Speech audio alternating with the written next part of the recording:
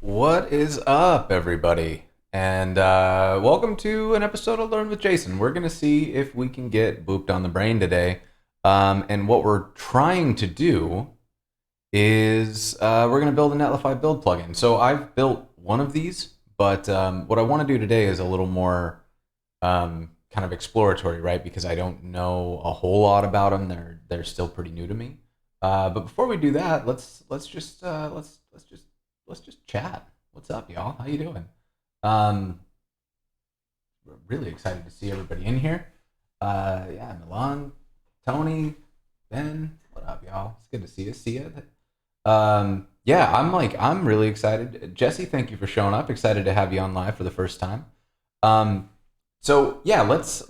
What do we? I don't even know what we're doing. So I had a loose plan for this, right? This is very much like, hey, what should we do today? Because I had a guest, but there was a conflict, so we just decided that we'll hopefully get that one done in the future. But for now, we are going to work on Netlify Build Plugins. So the Netlify Build Plugins are in beta right now, and this is pretty fun stuff. Like I think it's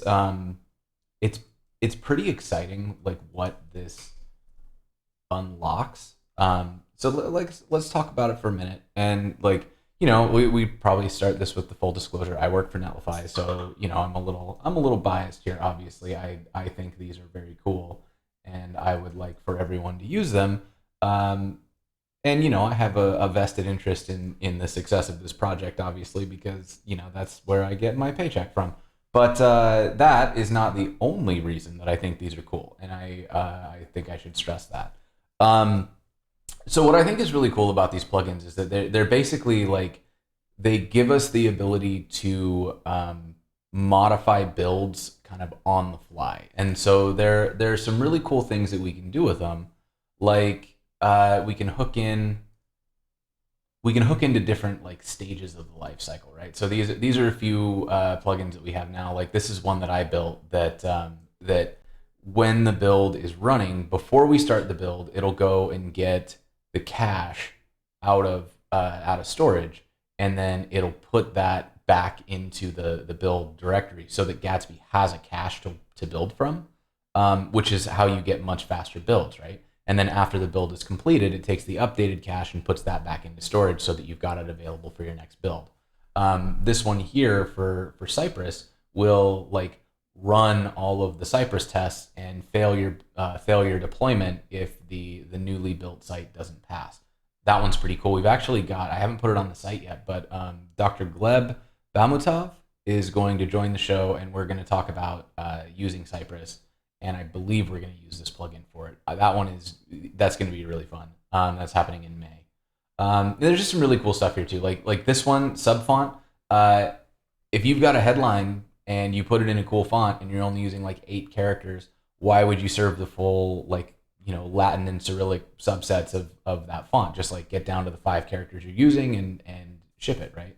So I think this is like, it opens up some really, really cool things. And, like Divya on my team built this one about predictive prefetching. So it like goes into your Google Analytics, and it like decides which pages are most likely to be visited next and sets up prefetching so that like every page kind of knows where someone would go next if they don't bail, and tries to get that into memory ahead of time. It's really, really cool.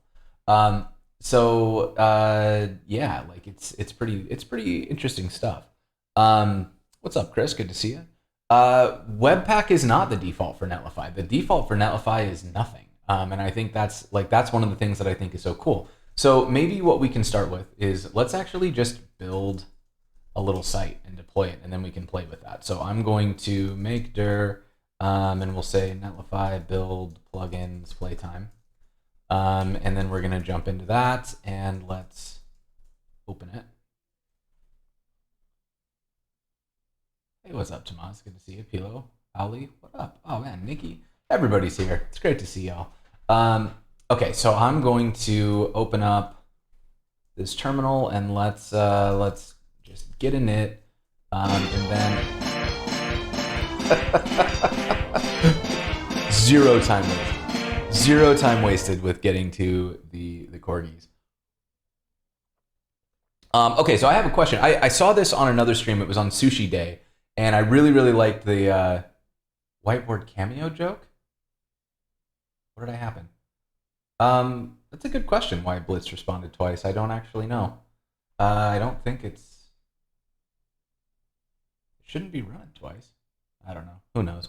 I need to. Right now, I've got my reactions in here are running through multiple services. So I've got. I built a thing with the Fauna team that was actually on stream. That Brad just used the bang commands.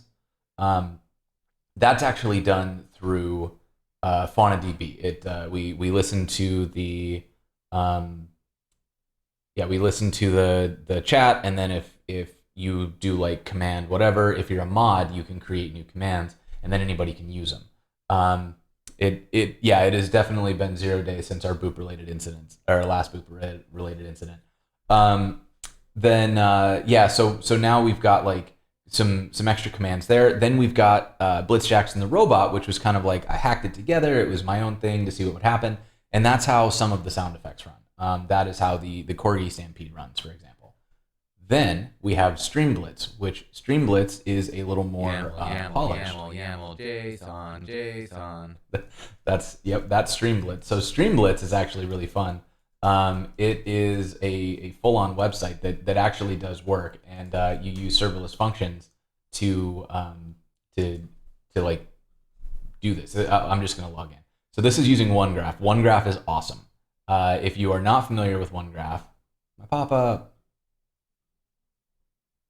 Right, so then we authorize, and then it's gonna get into. Did you die on me? Let's just try this again.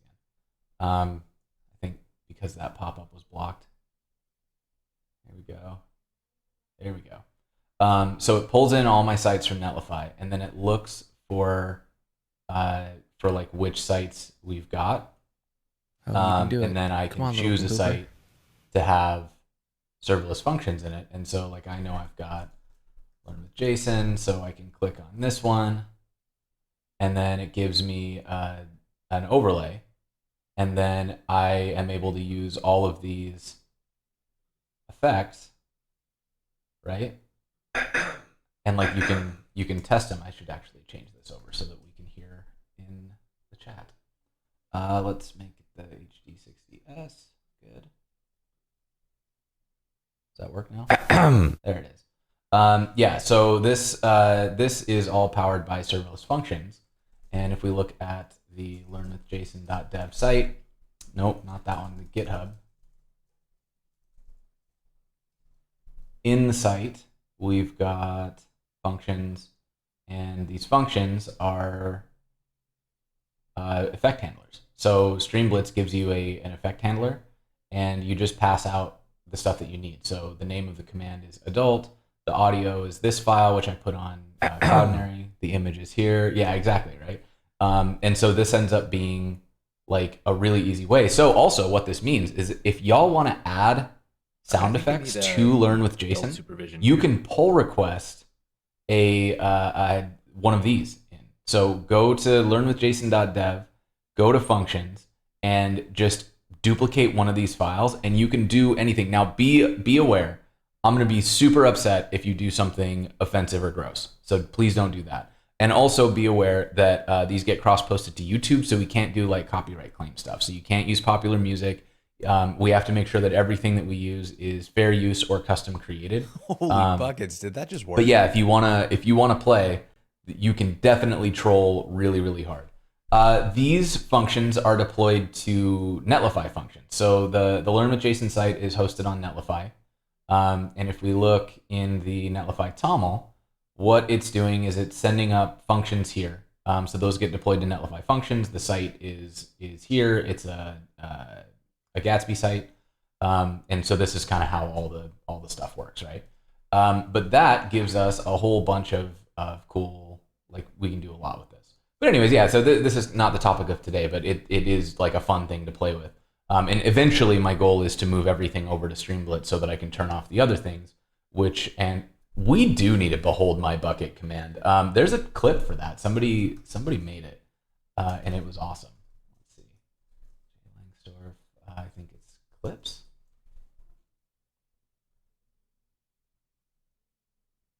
Where did it go? A lot of good clips in here. Yeah, I like desperately need to go pull these back because there's such good ones. Can I find highlights?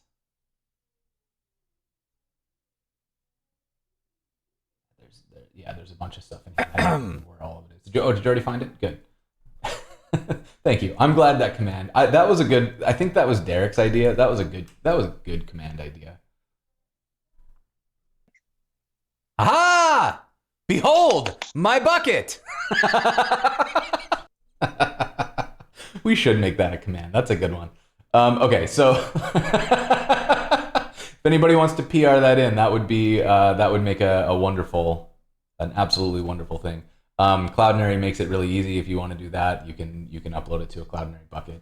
But yeah, so anyways, let's focus back up. And so what I wanted to do was, let's see, here is our actual command. And so all it is right now is a empty directory that I've initialized with Git.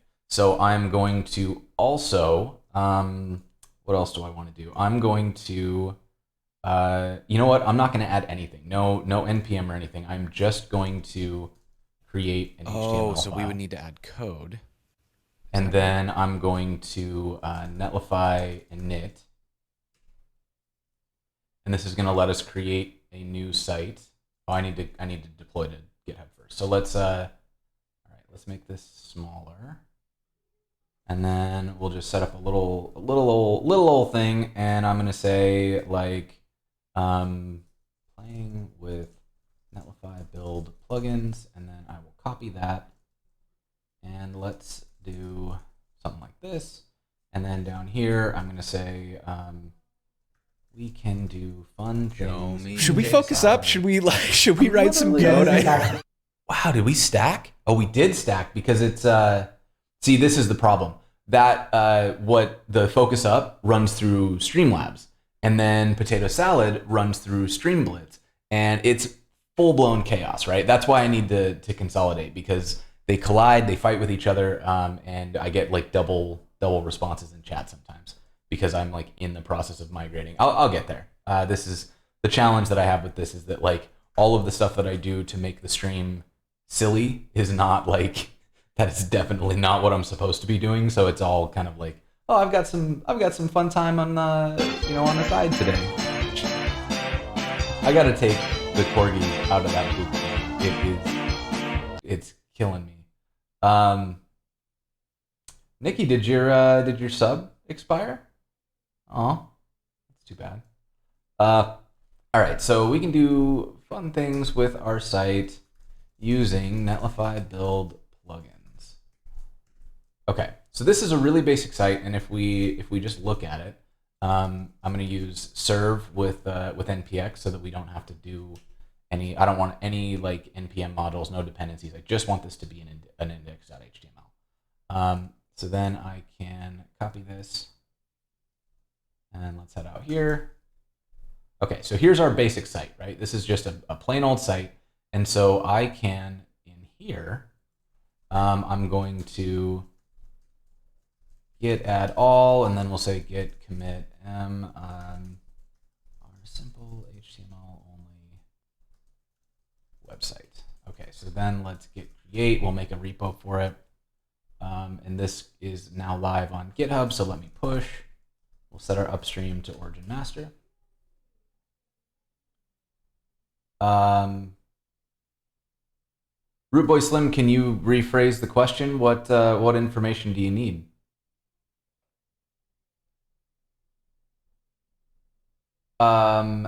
Yeah, the flying dev. All these functions are just they're just sources, like overlays.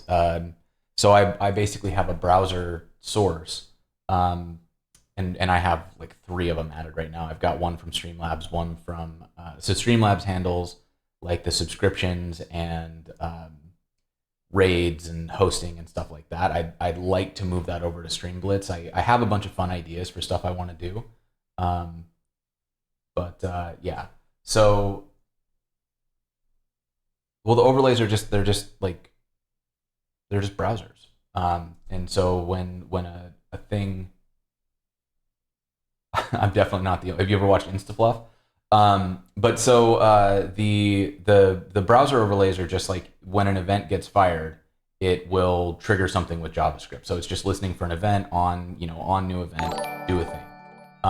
Hey, thank you so much for the sub. But then yeah, so okay, we have a site running. We've put it up on GitHub, and now I am going to let's go take a look at our new site, our new repo that we created, and that is live, right? So here we go. Here's our site, and it's just HTML. That's all.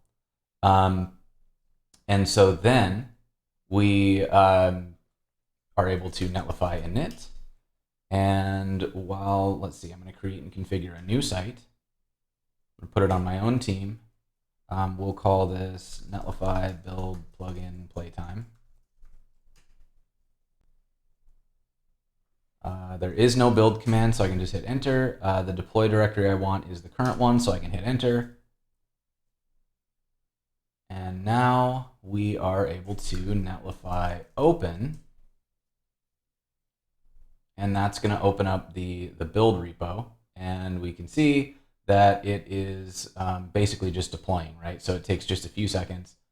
We got the site up in 13 seconds. Great. And now I can go over here, click on this button, and this is our live app. So we just deployed that site. It's up and running. It's plain HTML, right? So we didn't need a build step. We didn't need anything like that. We just wrote some code and put it on the internet. And this is one of the things that I love the most about this idea of the Jamstack is that you're no longer in this position where you have to do build tools or set up Babel or Webpack or set up Grunt and Gulp or stand up a PHP server or figure out how to deploy on Heroku. You just get to write some code and put it on the internet. And it feels very much like what I used to love about when you could build on GeoCities or when you could customize your MySpace page. It was I'm just going to write some code and save it and see what happens. And so that I think is a really nice thing to be able to do. And we can also if we wanted to, we could even drag and drop. If I make some changes here, check this out. Let's add an index.html, and we'll say dragging and dropping, right? And then instead of committing that, I'm going to actually come over here, and then I'll open up my Finder, and let's go to, pull this over, and I'm going to go into the Netlify Build Plugins Playtime, and I can just straight up drop this in, and it will create a new.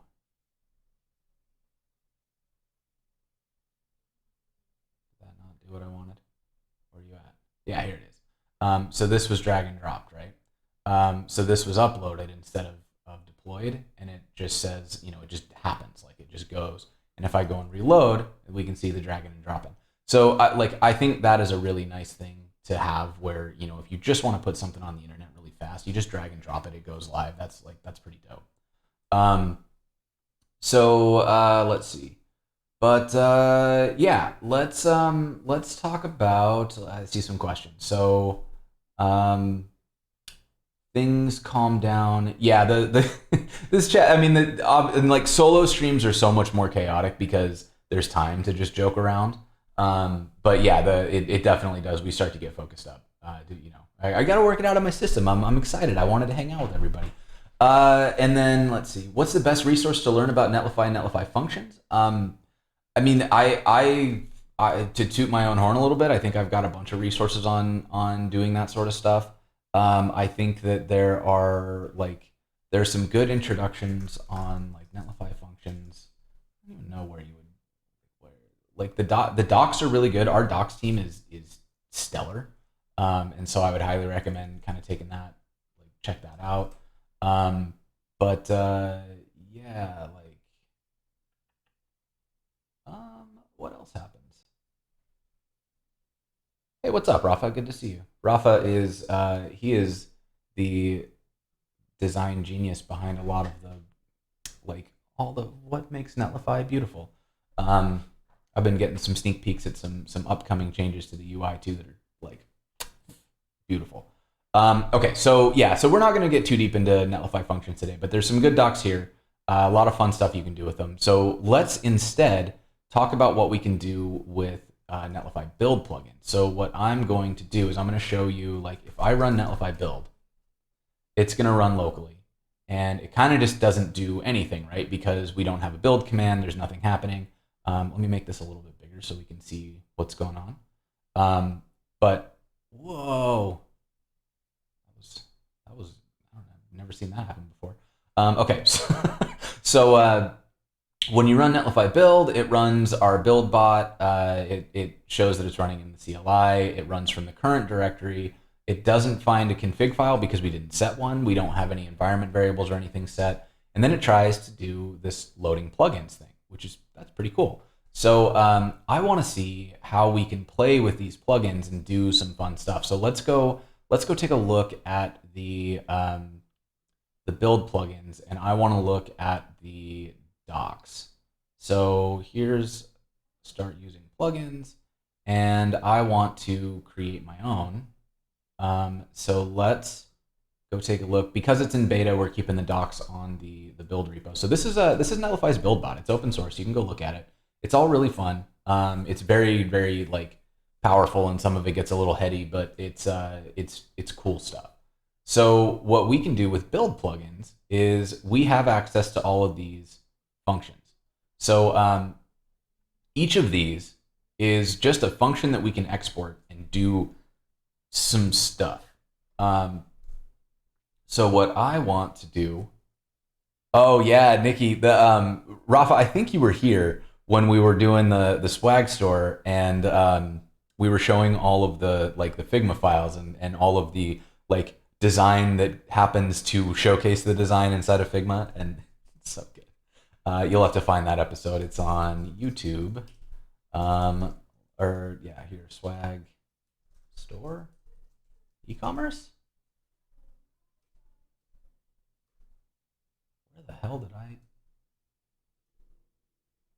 Here, this one. Yeah, in here we've got a lot of fun stuff where we go into some of Rafa's amazing designs and into the heart of darkness, really.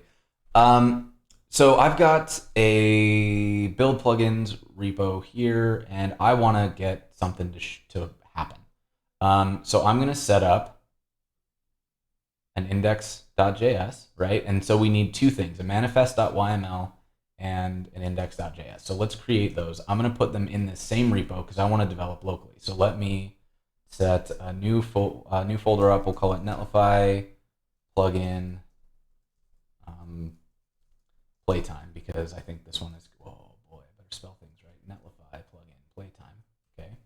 And then inside of this, I want to create index.js, and I want to create a manifest.yml because we're playing with YAML. YAML. Okay, so what I want to do next is I just need to give it a name. So let's go back into here. YAML, JSON. And our name is going to be Netlify plugin playtime. And I believe we're done with that for now. And then here we just need to module.exports, and that starts out as an empty object.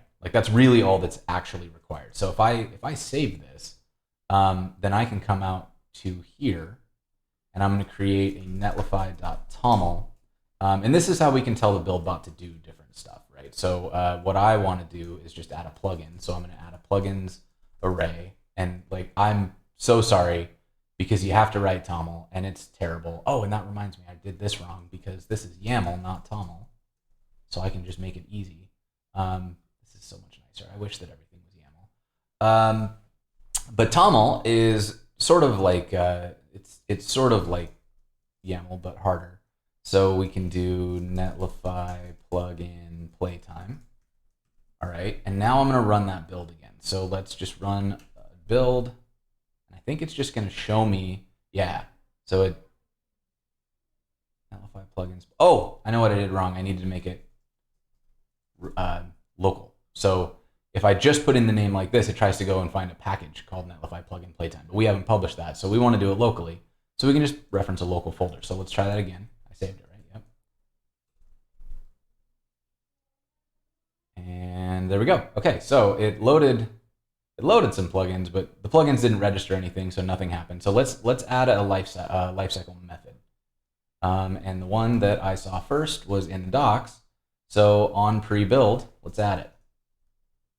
On pre-build, that gives me function, and I'm just going to console log.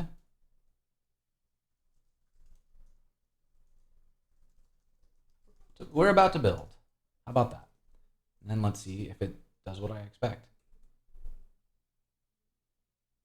Hey, look at that. So now we've like done a thing. We modified our file. So this is pretty exciting. So let's see. Will this build plugin be added to some build system? So these are independent of other build systems. And this is what's kind of interesting about them, right? Because the build, when the build runs here, this would be where Webpack or Babel or some combination of things runs. So this is completely independent and could run before or after. So like some ways that you could see this being really useful, there's a plugin that we're working on that we call Brand Guardian. And all it would do is go through every single file and look for an instance of, say, GitHub, and make sure that the G and the H are capitalized, right? Because then you're making sure that you don't accidentally typo the GitHub brand name. Or like you could look for common misspellings of your name. So like Netlify, people typo it all sorts of ways. And so you could just go through and replace the common typos to make sure that you aren't accidentally shipping really common typos to production.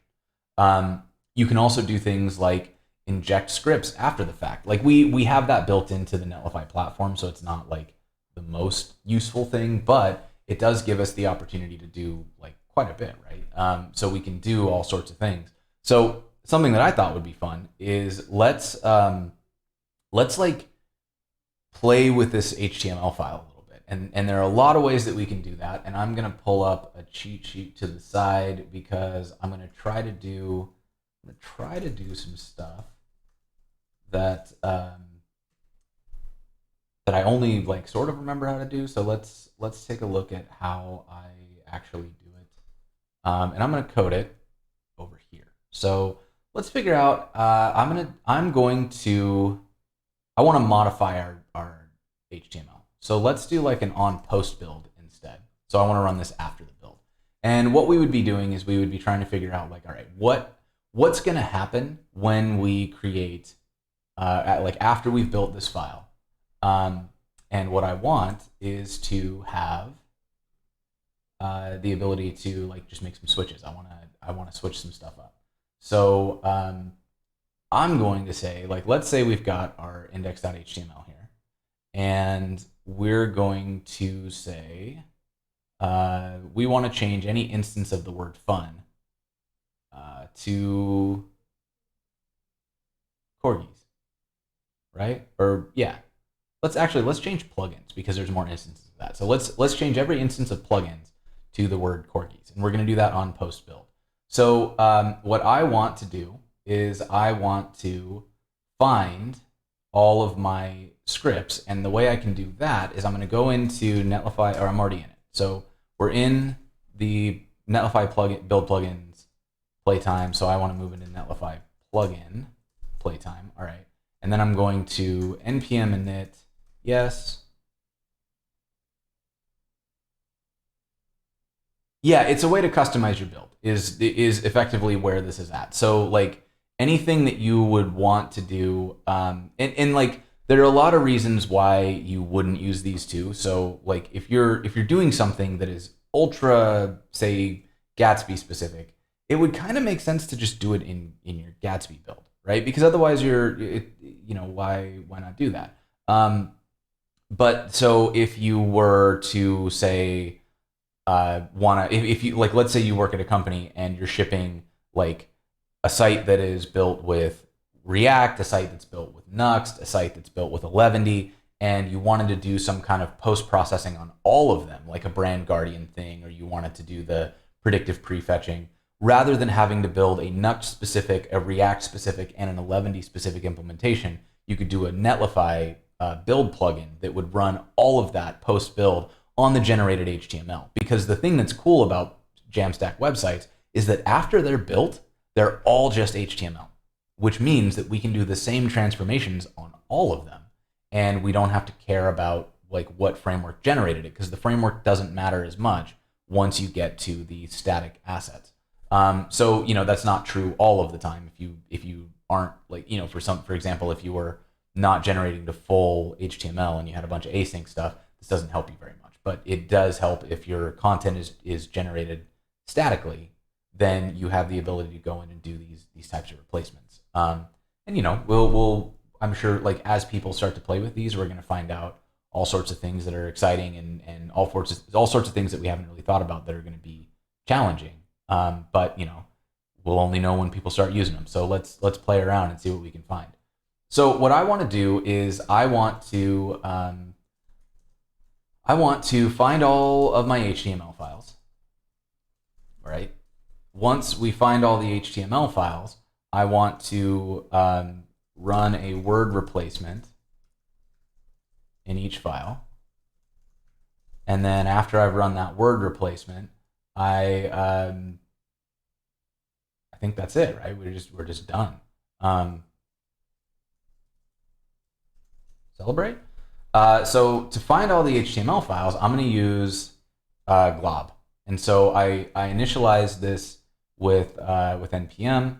I mean, you can use whatever you want, because like this would be, we just need like a dependency. And there's no real build step for a Netlify build plugin unless you want there to be, but you're publishing this as an npm package. So,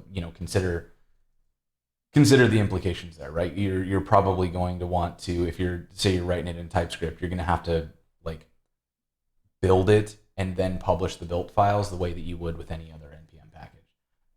So let's npm install glob. I think that's all I need. Yeah. Let's do that. So now I've got glob, and in my index.html, I can require that. So let's do const glob equals, hey, thank you for the raid. I really appreciate that. Welcome everybody. We're playing with Netlify Build Plugins, which is in beta right now, and it is it's a fun way to customize your builds. You get to operate on the raw source code of a site either before it's been compiled or after it's been built, so you get a lot of fun opportunities here. So let's require glob. All right, and then to find all of my HTML, I'm going to let's do this. I get some constants out of Netlify, and the one that I want to use is the builder. So I want to get this. Let's find, or actually I think it's called publisher. You know what? Let's check. So before we do anything, let's console log the publisher and see what we get. No, I have a better idea. Let's look at everything that's available. Let's look at our constants, because it's always nice to know what's happening. So let's change directory back out, and I'm going to let's do it on this one so it's bigger. Netlify build.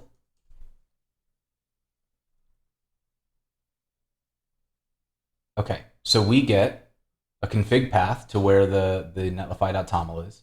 We get a publisher, which shows us where the which folder is actually getting built. Oh, it looks like publisher and builder both get added, so those are identical. Cool. We can see where the built functions will be sent to.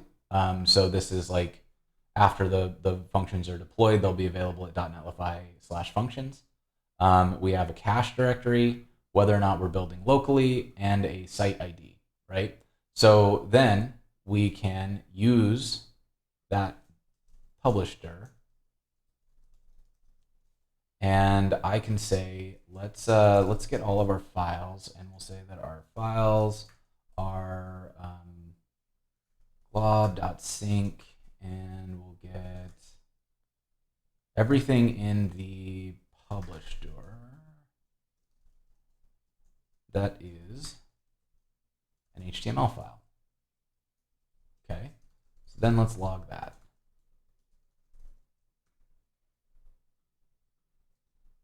And we'll come back out here, run it. Okay, so it found all of our HTML.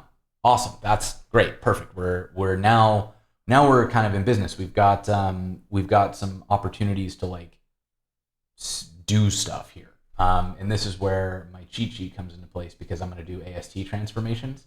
And the reason that I'm doing AST transformations is that, well, okay, so I'm using ASTs because if you don't use ASTs, what you find yourself up against is like HTML can be built in a lot of ways, and it could be invalid, it could be like closed or unclosed, it could have, you know, like custom attributes in it. All this stuff could be happening. And if you are not, if you try to do custom regex replacement in HTML, you're gonna have a bad time. Like, there's no way around that. It's gonna suck. So ASTs, abstract syntax trees, give you the ability to get into that HTML and operate on it safely, and then translate it back to HTML. I have an article that I wrote on this that I can share. Let's see. I don't know what it would be. AST abstract syntax trees.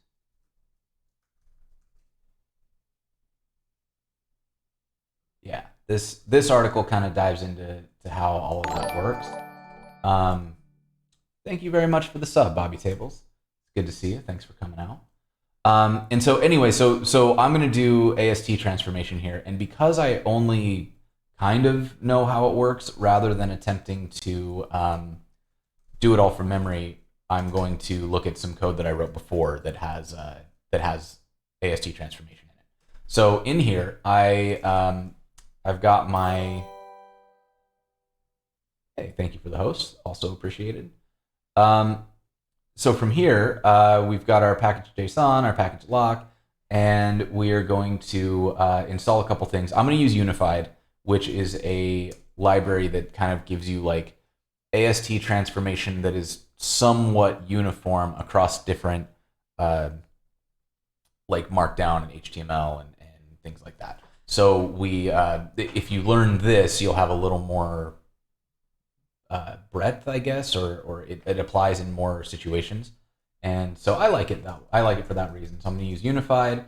I'm also going to get some plugins. So Rehype is the HTML flavor of Unified. I need to parse the HTML into an AST.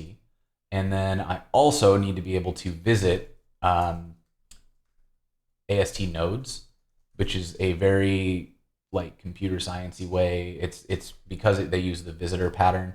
Let's talk about this once we get into it, because it's a little too hard to explain like right off the bat. And then I'm going to use hast script, which HTML AST is what hast is for. And then we what did I do? Screwing up? Oh, yep, I did. And then I did a bunch of these. This is what I get for trying to talk and type. Unified, rehype, parse, unist, util, visit, hast script, and then we also need rehype stringify, which will turn our AST back into HTML. So I'm going to install all of these. I don't have a theme command, K Cornel, but I do have a bang uses that will take you to a page that has all of my theme stuff listed.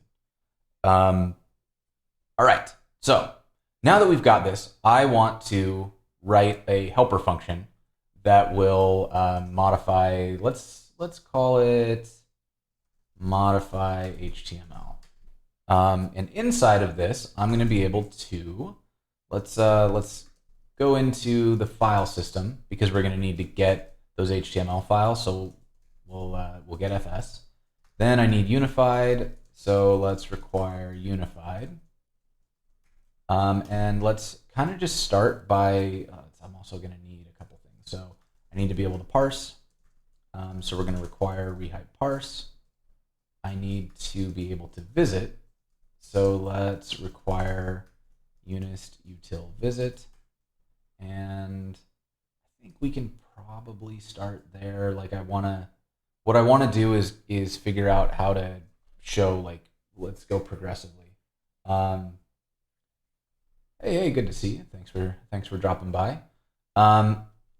So we're gonna export a script or a function, and we'll call it like modify HTML, and that is going to take one of the file paths. So each HTML file that we've got is going to get passed into this, and then we're going to operate on it, so we can do stuff with that. Inside of this, we want to, how do we want to do this?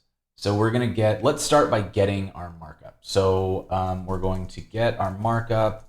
That'll be unified. Then we're going to use parse to turn it into an AST. Then we would use like some handler, right? Like a visitor. And that is going to live out here, so it's a little easier to reason about. And so visitor is going to be a function, and this is going to be curried. So this gets a little weird, but like basically there is an option to add configuration to a visitor, and then you get the AST tree, the abstract syntax tree. You get the tree, and then we are going to be able to do stuff with it.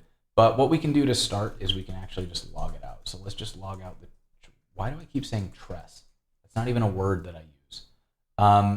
And then we will, I don't know if we'll do anything else with it for now. We might just let it go. Oh, and then we will turn it back into a thing. So we'll use stringify to turn it back into HTML. And then we're gonna process sync, which is how we get the file. So to do that, we're going to run fs.read file sync, and we'll get our file path. And then we take that whole thing and we run it to string, right? And then whatever we get back, we can console.log. And so what we would want to do here is we'll write this back, but for now, let's just take a look at what we get. So let's look at our markup. And we're going to, I want to note one thing. Notice that we're not actually returning the tree, but it's expecting that would change things. The reason for that is that in the visitor pattern, you don't duplicate the tree, you modify in place. So this, when I first did this, it really like rankled me because I didn't like the idea of mutating state. As someone who has worked in React, where you talk about like, oh no, you don't mutate. You want to have a mutable state, or you want to use Redux and all those things. It was like, this doesn't make sense. But if you think about the way that the DOM is set up, an abstract syntax tree is going to have tons of information in it. There could be thousands and thousands of nodes in an AST, and trying to duplicate that every time is going to be just a memory nightmare, right? And honestly, you don't need the previous copy, and if you do, you can make your own copy, right? So in the vast majority of cases, you're just trying to make a change. You want to, add a node, remove a node, replace a node, whatever. So you mutate in place, and that's how the visitor pattern works. You're going to visit a node, do some stuff to it, and then it'll mutate in place, and you continue on with your life. That is a really, really powerful way to operate, but it does. It takes some adjustment if you're used to a very functional way of doing things. It's 100% how we got VDOM, right? Like this, and this stuff is hard. Like this is legitimately headbendy. Like the abstract syntax tree stuff is not like, it's not something that you just go, oh yeah, I get that. Or I mean, maybe you do. I definitely didn't. So I want to go from here. I'm going to send back this. Let's this is not going to be, I don't know, maybe this will work. Let's just try this. I feel like that I'm probably going to need to put this into a promise or something so that it doesn't like continue executing without being done. But let's just try it. Let's just see what happens. So I'm going to get modify HTML from,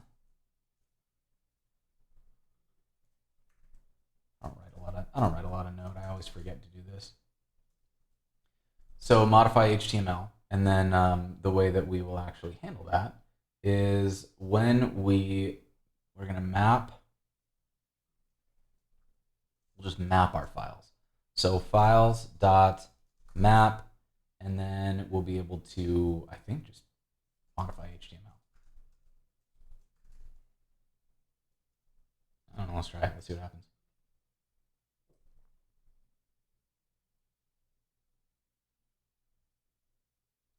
Didn't like that. Stringify is not defined. Did I typo? Oh, I just forgot to get it. Const stringify equals require rehype stringify. Okay, let's try that one more time. Oh, yeah. So we would need to add code. So check this out. So we got two things. First, we get our AST. So this is an abstract syntax tree that represents the HTML. And so this is truncated. You can see here that like the properties and the children and all that got truncated into objects. But ultimately what we're getting is you get a root node. That's like the whole thing. And then inside of that, you see the children. And so we get that like there's a doc type node and then there's an HTML element. Then inside of the HTML element, we're going to see a head and a body. And then inside a body, it just goes down and down and down. And so the stuff that I'm interested in is like text. Holy buckets, did that just work? It sure did just work. Will Steeler, we are building a Netlify Build plugin, and we're doing that through abstract syntax trees. So to just kind of recap for where we are now, we put together this, let's see, this one? No, this one. A very simple HTML site. We just put together like a little bit of HTML, and then we deployed it to Netlify, and it's living up here right now. And so what a Netlify Build plugin gives us is the ability to make some modifications to our HTML or whatever during the build. And you can see here what we're doing is we've created a build plugin here that on post build grabs all of our HTML, and then we're working on the modify HTML right now. In our file itself, we're just telling it to use this plugin whenever it builds on Netlify, and we're using the Netlify CLI to run this locally, and that's where we can see our plugin is getting loaded, and then it runs our on post build command, and we're currently logging out the AST so that we can see what's in it, and we're logging out the generated HTML so we can see what gets built after we have turned it into an AST, operated on it, and then stringified it back to HTML. So let's get into the actual modification. So what I'm going to do is I'm going to use this visit function, right? And so what the visit function does is, where's my, here. What the visit function does is it is going to dive into the tree and look for something that kind of matches a pattern. So the first thing that we pass it is the tree. And then we're going to look for an element, and we'll get, no, I don't, do I want that? I think I want text is what I actually want. I'll tell you what I'm going to do, because I don't remember what all of these are actually for, is I'm going to do the big dump. So let's JSON stringify tree and null 2, because I want to see what all of the nodes look like. So let's do a build again and get this big tree. Okay, so this is everything, and there's a lot in here. So you can see why it stops making sense to try to like, this is such a simple HTML site, and you can already see how big this object is. So trying to do like immutable operations on it. You can, but why? It would be very, very slow. So, all right, so here's the HTML element. Then we get into the children. Here's the head. Okay. We got our meta tags. Okay. Going. What I want to get to is the body. Where are you at? Here's my body element. All right, so now let's go into the children of the body. And I want to look for this is what I need. I want text nodes. Because I want to replace text, I don't really care about the elements that contain them. I want to just change all this text. So what I'm going to do is I'm going to visit the tree looking for text, and then I'm going to get my node and do stuff with it. And so I'm actually just going to do a node. Let's console log the node and see what's in it, because I think, let's JSON stringify that. And we'll do the null2 again. And there's going to be a bunch of these. So let's get rid of this one because we don't need that anymore. And now what I want is I want to loop through all of my text nodes and get data. So here are all of my text nodes and the data that we're getting. We have a type and we have a value. So I think all I have to do is just do a node value replace, and I'm going to look for plugins, and we'll make that case insensitive.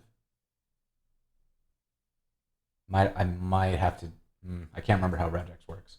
You know what? Let's not do regex. Let's do case sensitive.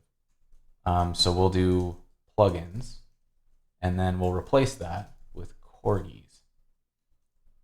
Okay, so now let's run this again.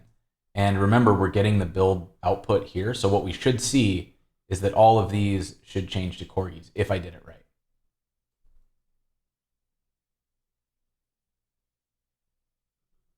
Okay, I didn't do it right. So I missed a step. What did I miss?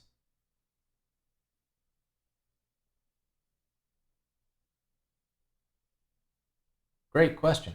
What did I miss? Not supposed to be logging these. Also possible that I'm using replace wrong. So maybe what we can do actually is let's do one of my favorite debugging tricks, which is to drop into the console. So let me go in here and let's go into the browser. We'll just open this up and we'll say node equals and drop that in. So now we've got a node.value. Okay, we can, oh, that is really hard to read though. All right, so let's make this bigger. God, what is that contrast? That's terrible. So let's do, like, if I dump that, great, there we go. We've got our node.value. So I want to do a node.value.replace, and if I just do plugins to corgis, that does work. So I'm missing a step. Something is not right. Replace returns. Oh, good call. Okay, thanks for, okay. So this is not modifying in place, this is returning. So I actually need to say node.value equals node.value.replace. So let's run this again.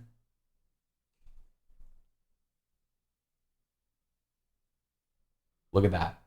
Okay, so that's, I mean, already I'm excited. That's very cool. Let's write this. Let's actually save this. So I'm not going to log anymore because I don't want to cloud up my build logs. And instead of this, I'm going to fs write file sync, and we're going to write to the file path. Okay. Holy buckets! Did that just work? No, I did. I'm missing a step. How does write file path work? Hold on. So we're going to write to the, oh no, hold please. I'm trying to look at my cheat sheet and doing a poor job. How does write file sync work? Here it is. Okay, so I'm going to write the file path and I'm just going to put the markup in it. So this is where it goes. This is what goes inside. So let's save that. Let's go back out here. And I'm going to run a build. Okay, so that did what I wanted. And now, because it ran in place, it's actually modified our file, right? That is super powerful. So let me undo that. Okay.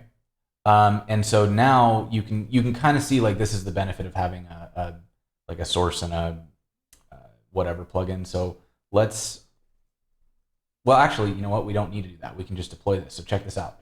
I'm going to add all of this. We've got the index.html. We've got our current plugin. So if I go back up to the root directory, we can see we've got our index.html that I modified. And what changed in that? Oh, just the dragging and dropping. Okay, that's fine. So we can leave that. So we have, let's add everything.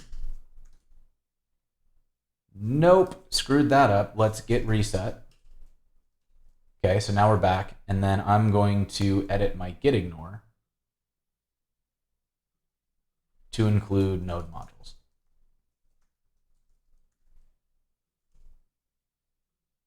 Okay, so now if I git add all and check, we can see that only the stuff that we want. So our gitignore that we just modified, our index.html, all the files for the plugin. So this is the actual plugin file that registers our like on post build. This is the manifest, which if we look at this, it just gives the plugin a name. You can also specify some other stuff, like if you want to have inputs and configuration, you can like type it in here. We have the modify HTML, which is our AST transformation, and then we've got a package lock that stores the unified utilities and glob and other things that we're using. And then the Netlify toml tells our build to use this plugin. So that's it. That's like the whole shebang. So what I'm going to do is I'm going to git commit this and say add a custom build plugin. Great. And now if we go out to our deploy dashboard, we'll see that it is building again. And what we should see happen is it should start using that build plugin. It's not going to, because I haven't enabled the beta yet. So let's see what happens. This is the old build. Okay, does the thing. Everything is good. Okay, great. So I missed a step. I missed this up here. I got to click this. And then I have to enable sites. And let's go to, I think it was playtime here, and I'm going to enable it. Now this is just open. You can do this wherever you want. So then I'm done. I'm going to go to my sites, click in here again, and now I can do this a bunch of ways, but because we're already in here, let's deploy the site. And it should be using, what's up, Will? Good to see you. Toml, I swear to God, stands for Tom's Optimal Markup Language. It is, Tom's Obvious Minimal Language, which it is not. So Tom Preston Warner is on the Netlify board, and like I want to I appreciate so much what he has done for the programming world, and I'm so mad at him for Toml. It's just, anyways, Toml gives you kind of infinite configuration opportunities, but also it is just Byzantine. Like it's just kind of hard to use. But so it was like an extension of YAML, I think. They were like, YAML's not hard enough. Let's make it harder with Toml.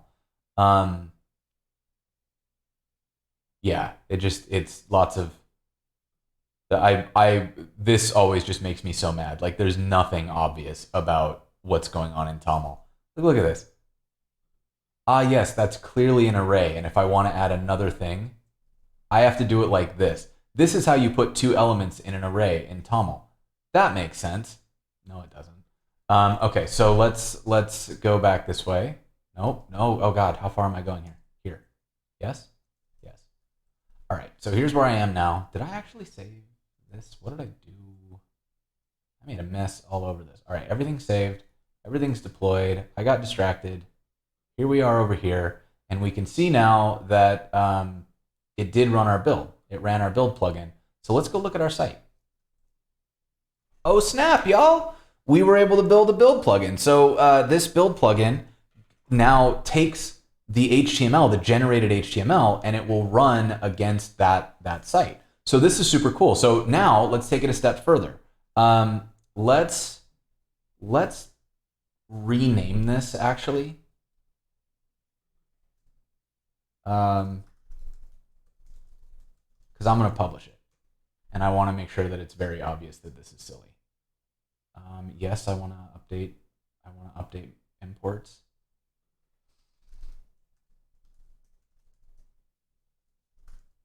Okay, corgis not plugins. I think we need to change it here. Corgis not plugins. Yup. And then here, corgis plugins. Okay, so let's take a look at what we need to do to publish a plugin, because there's a couple things that we want to do to make sure that it's correct. And like, no, there's a bunch of stuff we can do here. So like this is, for example, if we wanted to add configuration, you can give it a name and a description, so that someone could configure with, like, let's say you wanted to pull in your intercom account, or you wanted to inject Google Analytics at the bottom of the site. You could do that from here and like inject your Google Analytics ID in this area, and that would allow you to customize what happens under the thing. So what I want to do, let's go further, error reporting. Oh yeah, there's some cool stuff here that maybe we might have enough time to do it today. We'll see. But what I want to do is let's publish. All right. So I have a name, keywords. So for keywords, I want to use Netlify and Netlify plugins. So let's go add those. Here is, yep. So I'm going to add keywords, and we'll say Netlify and Netlify plugin. Okay. And then repository and bugs. Do I care about this? I probably should care about this, but I think I don't, because I don't want to have to extract this out to its own repo. So I don't think I'm going to do that. Instead, what I will do is ignore the advice. But if you're writing a real plugin, you should definitely make it accessible, like for someone to be able to find it. So let's add git add all. Okay, let's make sure that it works. So rename, let's git push, and now when we get into our deploys, our new deploy should have,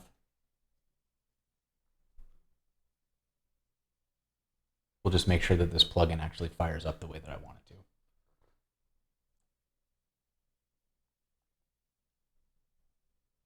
Yeah, Tony, have you written any build plugins? Actually, chat, have any of you played with this? Like I saw this on Sushi Day and I loved it. Press 1 if you are using Netlify and or Netlify, or press 1 if you're using Netlify. Press 2 if you're using Netlify Build Plugins. Let's go look at the site. Nice. Okay, it still works. Tony 3. I love it. I love it. Eco, we should talk about that. What happened with your functions? It's probably out of scope for now, but I'd love to hear what happened.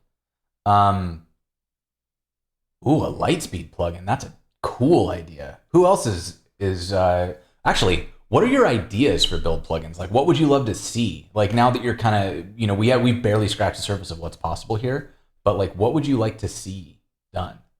Okay, so let me go into our plugin. All right, and so now I am going to npm publish. Yes.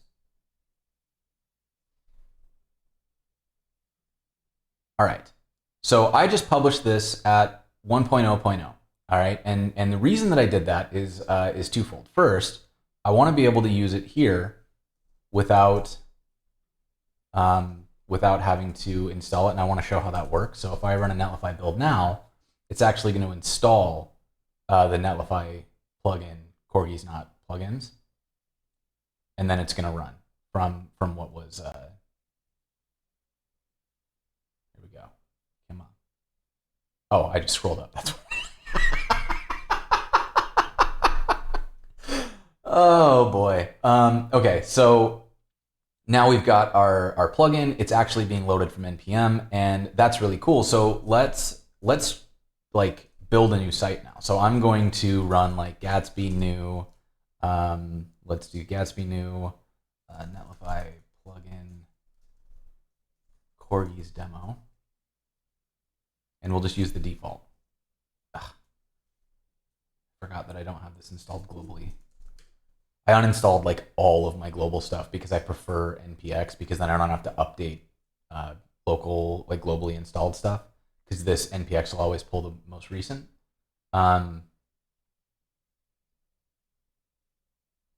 Ben, we could have a plugin so that anytime Chris Biscardi's name appears in a site, it is replaced with a party corgi GIF. Ooh, that is.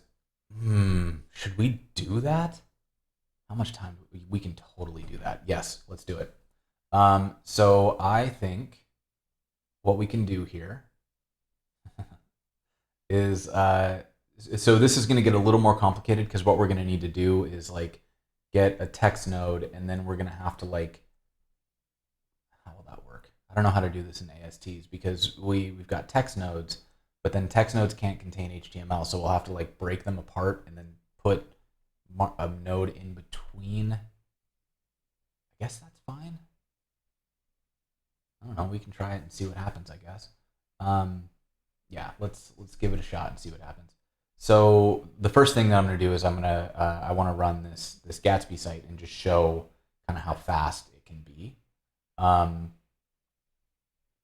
see. Yeah, where is Chris? It's not as fun to. Also, where's Dom? Dom was he was talking this big game about how he was going to troll me so hard today. He's not even here. We need like a Dom overpromises and under delivers command. What did I just? Nope, just ls. We called it Netlify. Okay, for real, what did I call this? Netlify plugin Corgis demo. All right, Netlify plugin Corgis demo. All right, so we've got a Gatsby site. Let's open this up.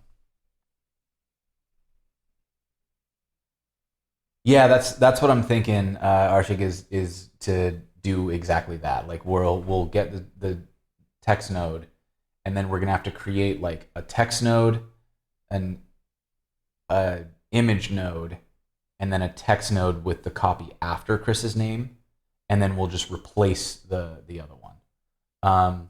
Oh, what's up, Dom? Oh, that's right. Apollo Space Camp is happening. I kind of forgot that was going on today. Maximum support. Yeah. So that's right. Let's do this. So I want to do this quick because I just kind of want to show how it works. So using Netlify Build Plugins.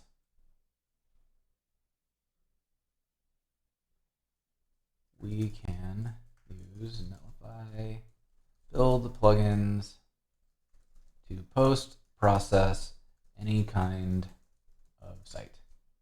And I'm actually, now that I'm trying this, I'm now very nervous that it's not going to work, because I think Gatsby might put data into like JSON files that aren't going to get caught by this. So I guess we'll find out.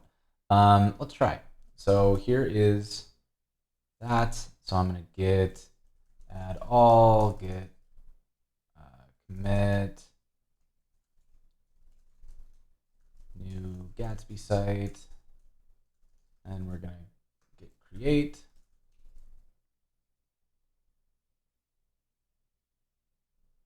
Hey, Easy Cheese. I would say like check out things like Free Code Camp. Check out 100 Days of Code. Definitely join up things like we've got the Party Corgi Discord, which has a bunch of resources for people. It was just a bunch of people who are like learning, creating content, generally being nice to each other. So I'm a big fan of that. And then let's see, git push origin master. Oh yeah, Wes Boss's 30 Days of JavaScript is really good. It's maybe not entirely beginner though. Like maybe go to Wes Boss's 30 Days of JavaScript after you've done some free code camp. Oh yeah, Angel. Angel probably has some really good recommendations because she was just learning. Um, yeah. Free code camp is really good. There's some really good stuff in there. So we've got that. Then I'm going to create a new site. Or no, first, let's create our netlify.toml in here. So that's the wrong place. Get out of town. Netlify.toml. All right. And inside of it, I'm going to, I think it's just going to auto detect Gatsby, but let me add it just in case. So let's go with command is going to be npm run build, and publish will be public. And then I'm going to add plugins, and we'll set a package of Netlify plugin corgis not plugins. That's what I called it, right? Yes. So let's save that. Oops. And then now notice I did not install this in this project. Netlify pulls the plugins in automatically. We do that so they don't get out of date. We do that so that like security fixes go live immediately. And it's also just one less thing to think about, right? You just write down the plugin you want to use and it's just going to work. So let's add Netlify Build Plugin, and then let's push. Git add all. Do that commit again. Git push. Then we can Netlify init, create and configure a new site. We'll put it on my team. I'm going to let it get a random site name because we don't care. It's going to use the config file anyway, so I kind of don't care about this. So let's just leave those. Good. Let's open, and then I'm going to enable the plugin beta on it. That was the wrong browser. You joker. So let's go to the build plugins beta. Let's enable. That site name is Silly Corey. So close to being Silly Corgi. Can you imagine? What are the chances? All right, so let's go in here. Go to this one, and let's cancel this deploy because it's on the old, and let's retry the deploy now that it's on the beta. And this will be a moment of truth here because I've actually never tried this. I don't know if Gatsby like replaces all the content on the site once it builds or like once it loads. So what I'm suspecting might be the case here is that once we get loaded, if we load without JavaScript, I think this is going to be correct. It's going to show the replaced words. But if we load with JavaScript, I think it might remove our changes and replace it with a JSON file. So we'd have to do the replacement twice, going through all the JSON as well, if we were to want to get after Gatsby sites too. But I guess we'll find out because maybe just maybe it doesn't duplicate that content and it'll just work. Okay, so it's installing our plugin, and remember we didn't have to like add that anywhere, so it's just going to work.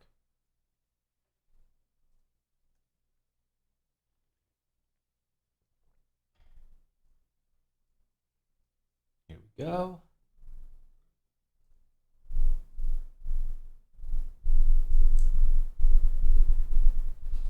Ooh, this is a good question. So when you're learning something, should you do the basic fundamentals first or build a project? I find that it is pretty good to do a mix. So like I really like to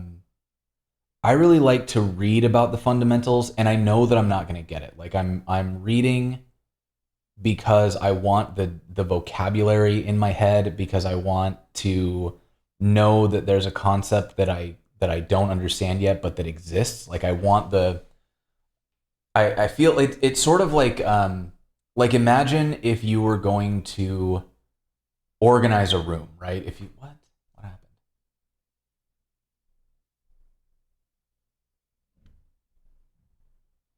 Illegal operation on a directory?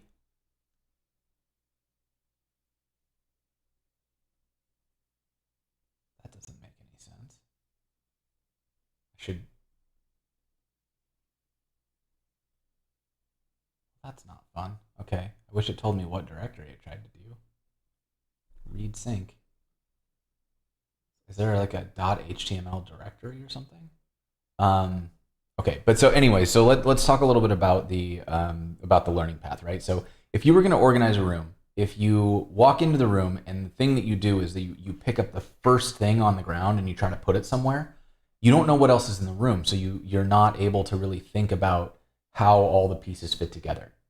So if I'm trying to learn something, I don't want to start building with like the first thing that I see, because I won't even know where to look if I get outside of my frame of reference. So instead, I like to do like a walkthrough. I want to go and using this room metaphor, you walk through the room, you try to see all the stuff in the room, all the shelves, all the places you could put things. And like I might not know what a lot of them are. I might not know what's in there or whether or not they're important, but I'll know that they exist.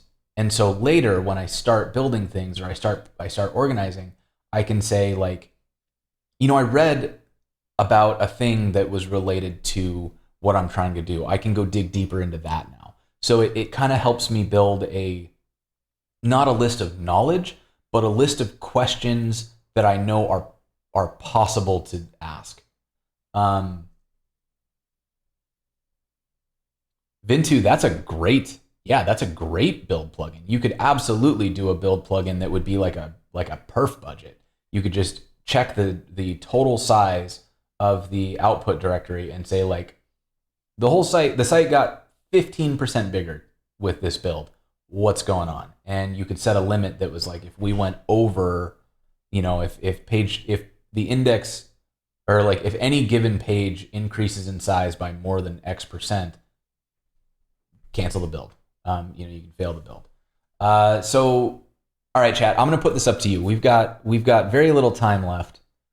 I just don't think we've got. Let me check if I have to do anything, because I would love to do this Let's Troll Chris Biscardi thing, but I may not have the time. So let's see. I just don't have the time. So here's what I want to do. I want to figure out what we broke here. Or maybe not. Maybe we don't. Maybe we talk about something else that we can do. So let's play with our local plugin, because I don't really want to debug Gatsby right now. That's kind of where I'm at. Is I think we could go further and we could try to debug Gatsby, but that's not really what we're after today. So I don't think that would be,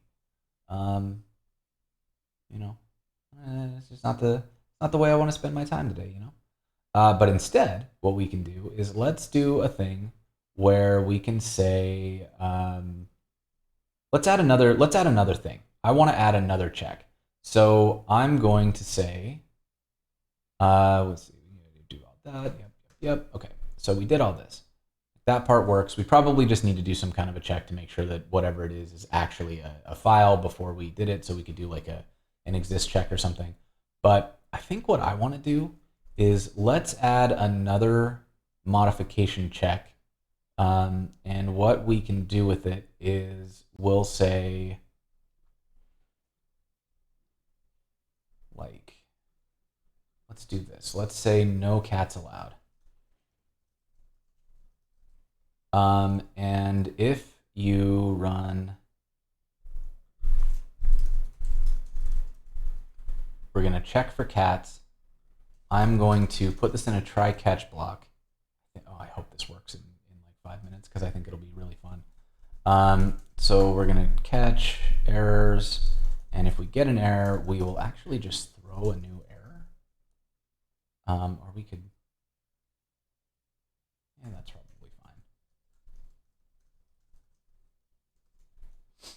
Okay, so I'm going to, in this check for cats, we will do almost the same thing. So check for cats, but in this one, what I want to do is I want to say if node value match cat,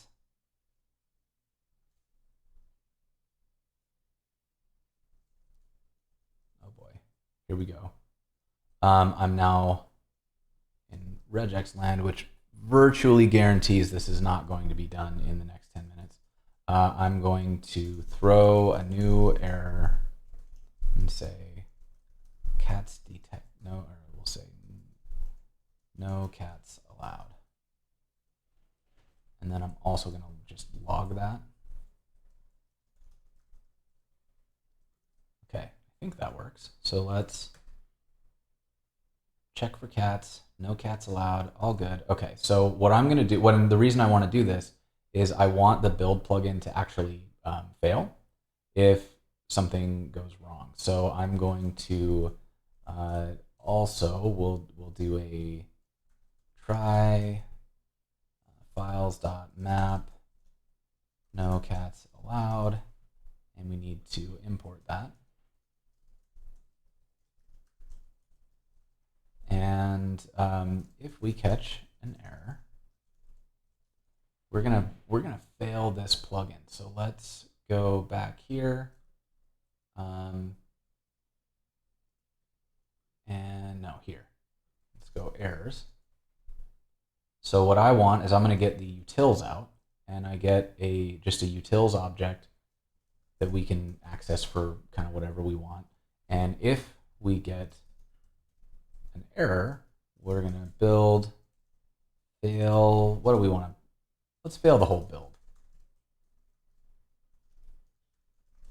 and we'll just make sure that we log this whole thing so we can take a look at what happened.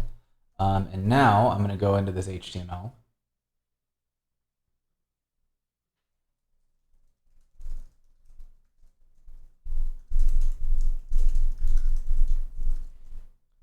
So we can save this, and we will Netlify build, and assuming nothing up my sleeve, the build should fail, I think.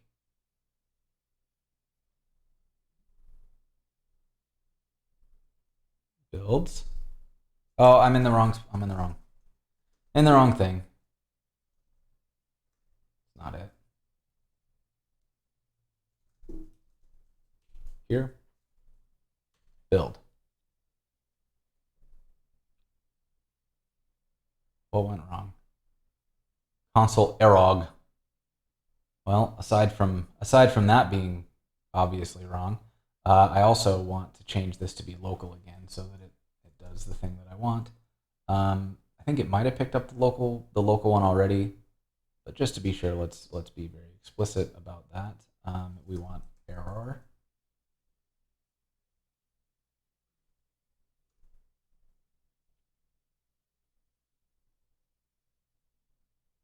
Yeah, so did it work? Oh, I love it. It's so good. Or did something else go wrong? Let's see. So what happens if we take that out? I want to make sure that I didn't just like always break it. Let's try again.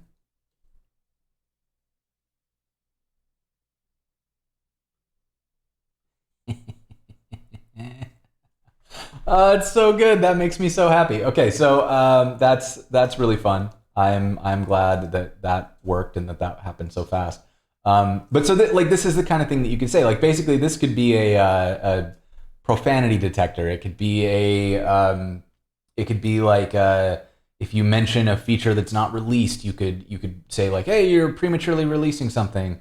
So many fun things that you can do with this sort of stuff. Or like Vintu was talking about, if you had a like build size detection, you can do this. You can come in here and say, like, if my site is too big, I want to fail the build, and the error message would be, you can't do that. Like, that's not allowed. And that, I think, is really, really exciting. It's like a really, it's kind of a fun way to play and to add a lot of like additional power to your sites. And so now that I've taken that error log out, it's a little bit cleaner. You can just see it says, no cats allowed, and then it says cats detected, and all that good stuff. So if we wanted to go further, what we'd be able to do is we could pass along the AST is actually going to show us where the code is. We could say which line it was. We could do a whole bunch of stuff and get a lot of power and mileage out of that. Say, like, this line is the one that's offending. It's in this file. We could add a bunch of metadata there to make that work. Yes. Ooh, Derek, Nikki, great idea. You could do a check for words that are unintentionally demotivating. Like, if you're writing posts and you use a word like simply do this, or it's obvious that, like, they're not phrases that are wrong, but they're phrases that if somebody reads that and it's not obvious to them, that's super demotivating, right? So you could add a build plugin that would check for that kind of language and say, hey, you called something obvious, maybe rephrase that. And I think that would be ultra powerful. Like, that's a great idea. I would love to see, if somebody wants to take this and expand it to be actually useful, I would love that. Like, that would be a really fantastic thing to do. So yeah, like, let's play with that, y'all, because that's a very cool thing. So let me add all these files. Let's git commit.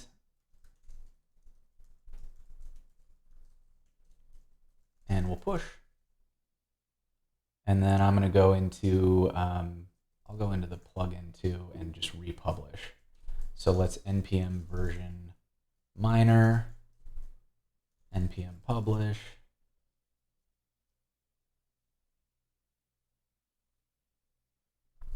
Okay, and that's live now. So if you use this and you use the word cat in your site, it's gonna fail. Yeah, like, I think this is something that I think is, like, it unlocks some next steps that I think are really powerful, right? And I think that where this is really going to get exciting is when we start looking at, like, how do we integrate other services into this stuff? How do we make it where, let's say you use you use Fathom Analytics, and you have a bunch of sites and you want to add Fathom to all of your sites, but you don't want to necessarily have to go edit the source code of a bunch of sites. If you just turn on these build plugins for all of your sites, you can inject the Fathom Analytics into the base of every site by modifying the body tag, and you would get that benefit of, like, your site now has Fathom. You didn't have to modify the source code. You didn't have, it just works. And if you were to change from Fathom to Google Analytics, like, you could publish a build plugin that was for you, like a private build plugin that is like my team's analytics package. And if you were using multiple services, like, so when I worked at IBM, we would use like Hotjar or Full Story, one of those for certain pages that we were trying to do, like, really in-depth studies on. And then we always wanted some kind of analytics. I think we were using Amplitude or Segment or one of those. And then there were, like, other tools that got used. There was that one that shows the pop-up in the bottom right, Intercom. And each team had a thing that they wanted, but these would change all the time. And so teams were burning a bunch of time going through and swapping these out and swapping them back in. If we had just had a part of our build process, like a build plugin, that would have allowed us to say, this is the analytics package, so you don't do anything about analytics. They will be automatically appended to your site on build. Then what you're able to do is basically, like, never think about it again. There's a team that maintains that portion of the deploy, and it's part of a build package, and it's agnostic. It doesn't care what your framework is. It doesn't care whether you're in Vue or React or plain HTML or 11D or whatever. You just operate on the built assets and inject that script, and it's gonna work. So that, I think, is where, like, that's why I think this is exciting. Is it allows us to abstract some of that kind of yak shaving work And we all know how I feel about yak shaving. End, I guess, with this. This is a post on yak shaving. And with that, I think it's time to call it. I got another meeting. So let's raid chat. I really appreciate you hanging out today. This was a lot of fun. I love doing these solo streams. I've had so many amazing people that are willing to come on this show that I'm like, I don't know, maybe I shouldn't do solo streams. But tomorrow we've got a really fun one. Thor from Stripe is coming back on. We are going to add Apple Pay and Google Pay to the Corgi store. So make sure you go and check that. Yes. Go check that out, because this is a lot of fun. It helps support the show. And I think we're about ready to actually, we found a way to do shipping a little more safely. So for now, we're still kind of treating everything like a pre-order because we don't want to put anybody in danger. But as we're figuring out more and more ways to do things safely, we're learning that we can put it in the USPS and get it out without requiring anybody to go to an office, like people are packing these at home. So we're trying to find ways to make sure that people are safe, not putting anybody in unnecessary danger. But we do want you to have access to these stickers because they complete me. And having these stickers around really makes my life just better. I'm totally kidding, by the way. Like, I would never put somebody in danger for the sake of a sticker. But with that being said, we are going to raid. So stay tuned. Go check the store. Go check the schedule. Make sure that you add the Google Calendar if you haven't already, and whatever that is, we don't care about. And we will see you next time, y'all. This was an absolute blast. Later, friends.